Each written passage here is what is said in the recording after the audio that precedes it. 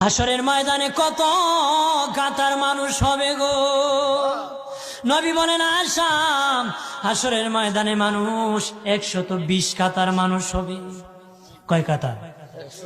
আয়েশা রে, হাসরের ময়দানে 120 কাতার মানুষ। আয়েশা সিদ্দিকা বলেন ইয়া রাসূলুল্লাহ, ইয়া রাসূলুল্লাহ, আমি জানতে চাই আপনার রাসূলুল্লাহর উম্মত কত কাতার হবে? নবী বলেন আয়েশা, আমি রাসূলুল্লাহর উম্মত একাই 80 কাতার হবে। আয়েশা বললেন ইয়া রাসূলুল্লাহ, দিনের নবীজি 80 কাতার দিয়ে আপনার উম্মত হবে, আপনার উম্মতকে কেমনে আপনি চিনবেন? নবী বলেন আয়েশা রে, আমার উম্মতকে 3টা পরিচয় আমি চিনব। 1 নম্বর পরিচয়, আমার উম্মতের কপাল থেকে নূর চমকাবে, নূর চমকাবে।